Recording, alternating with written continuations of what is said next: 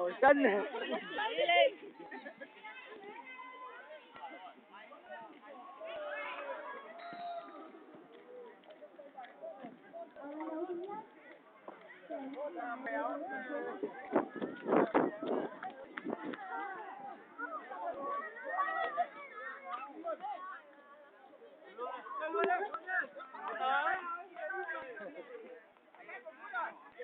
Ở trận đấu thứ nhất, Bùi Ngọc Nam đã thắng với tỷ số 1-0.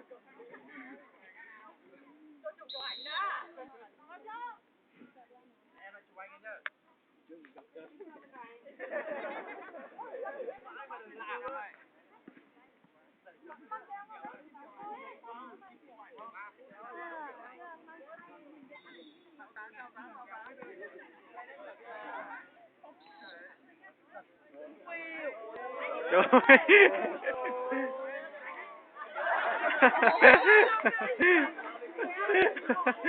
Cuối cùng thì trận đấu vận động viên Bùi Ngọc Nam đến 4B đã thắng với tỷ số 2-0. Vận động viên Bùi Ngọc Nam sẽ vào thi đấu trận chung kết vận động viên của Mạnh Hải với tranh giải 3. Sau đây sẽ là trận thi đấu bán kết 2 hạng cân trên 72 kg giữa hai vận động viên Bùi Duy Lợi, đai đỏ, vận động viên Nguyễn Văn Khanh.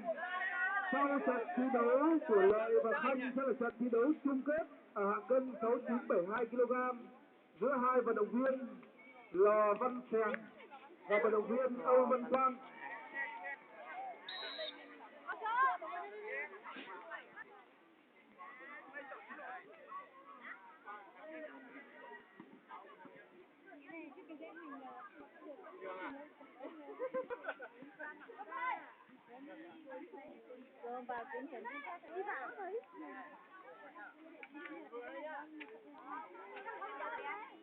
Nhường nhau nhá.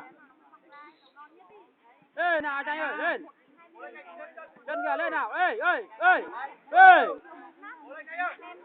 Lên Khanh ơi. Ê. Đấy. Bán chưa? Ở hiệp thi đấu thứ nhất, vận động viên Nguyễn Văn Khanh đai xanh đã tạm dẫn với tỷ số 1-0.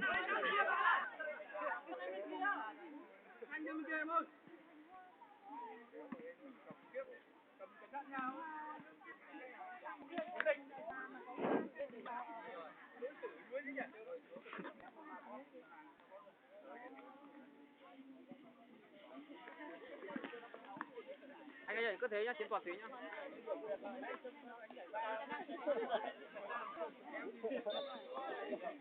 Chiến thuật đấy.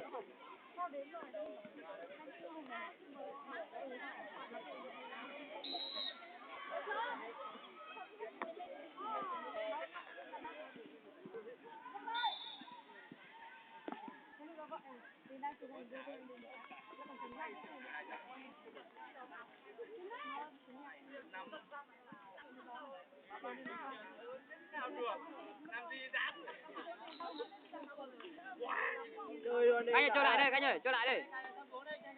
Cho lại đây, rồi, em lên, em bố lên. Rồi, tốt rồi. Lên nào. Rồi, em gối.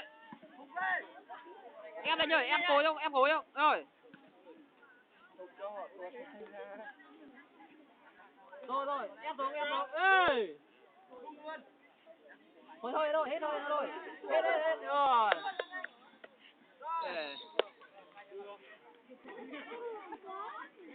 Kết quả cuối cùng, vận động viên Nguyễn Văn Khanh đai xanh đã thắng với tỷ số 2-0. Vận động viên Nguyễn Văn Khanh sẽ vào thi đấu trận chung kết. Sau đây sẽ là trận chung kết ở hạng cân 69-72 kg giữa hai vận động viên là Văn Sèng và vận động viên Âu Văn Quang. Chung kết rồi Quang ơi. Quang vào một chân bỏ cuộc cho thẳng trên kia luôn. Thằng kia bỏ cuộc à? Ôi Quang ơi, làm cái nữa đây.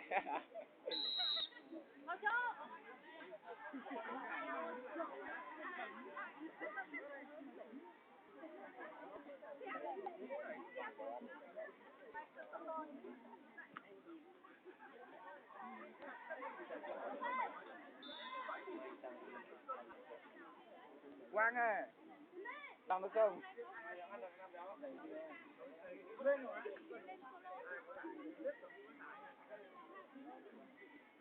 Quang thầy thủ kém rồi. Quang ơi, không làm được. Mạnh ơi, Quang ơi. Hay gì à?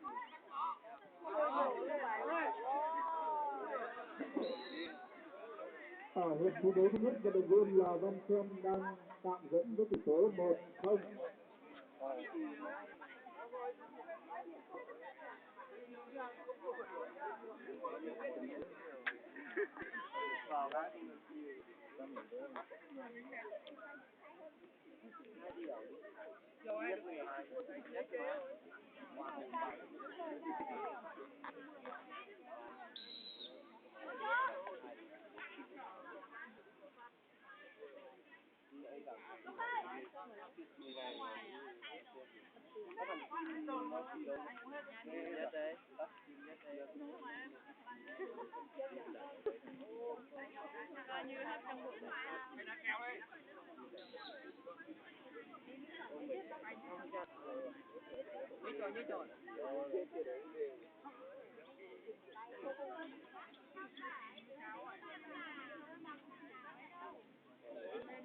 Đi được thế nào? Quang ơi giật cho nào. Quang giật thế nào cũng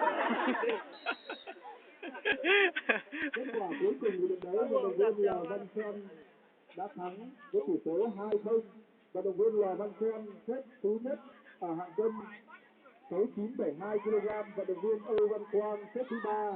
Vận động viên La Thành vận động viên Âu Văn Quang xếp thứ 2. Vận động viên La Thành xếp thứ 3.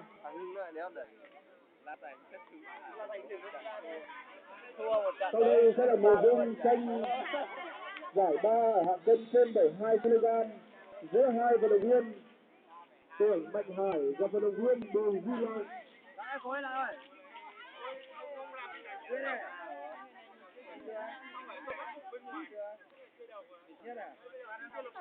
Mấy cái hạng cân này ít người ấy quá nhỉ. Thôi lại lấy giải ba thôi. Trời ơi.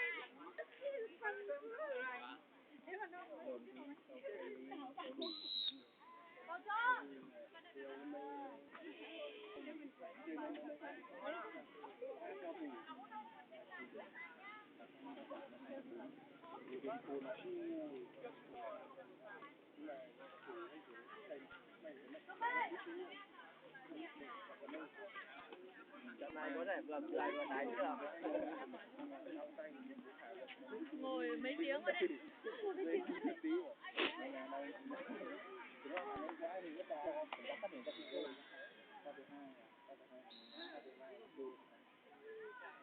Lợi ơi, rồi. Ngồi xuống Hải ơi. Tới đi Lợi ơi. Đi rồi.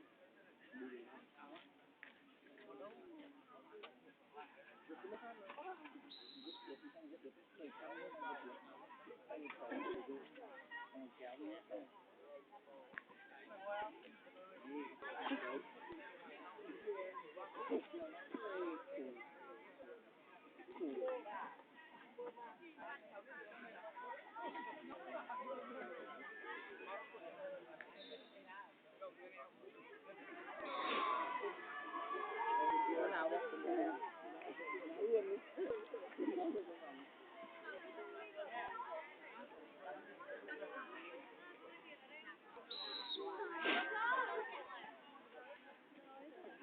Lại 3 giây nhá.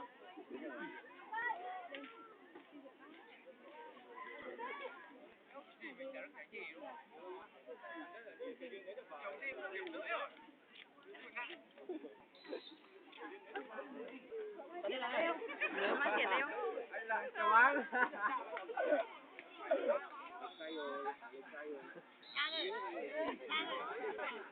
Thế rồi mà. Dạ, chào anh ạ. Kết quả cuối cùng của trận đấu, vận động viên Bùi Duy Lợi đã thắng với tỷ số 2-0. Vận động viên Bùi Duy Lợi xếp ở vị trí thứ 3 của hạng cân trên 72 kg. Sau đây sẽ là trận thi đấu chung kết hạng cân 72 kg giữa hai vận động viên Bùi Ngọc Nam 44B và vận động viên Nguyễn Văn Khanh 44B.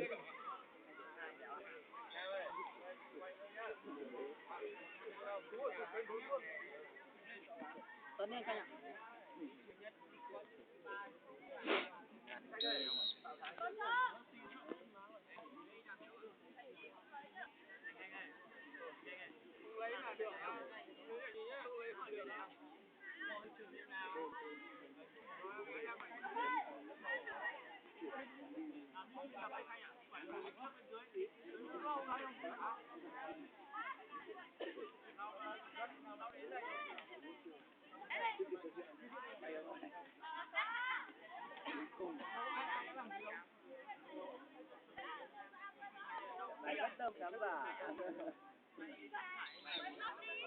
Bên kia rồi. Ê, anh đây được ấy. Chưa sát.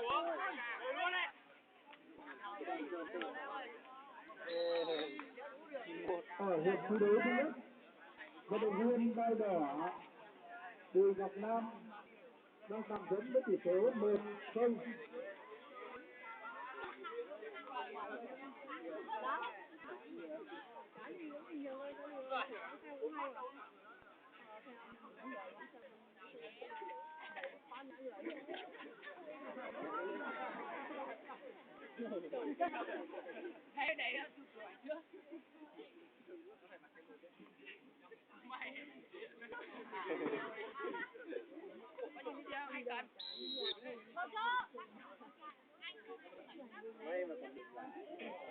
Anh canh tức vậy, anh canh tức vậy.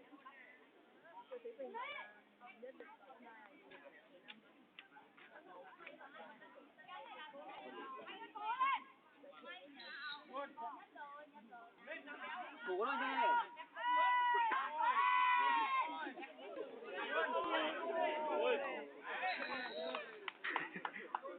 Kết quả vận động viên Bùi Ngọc Nam đã thắng với tỷ số 2-0.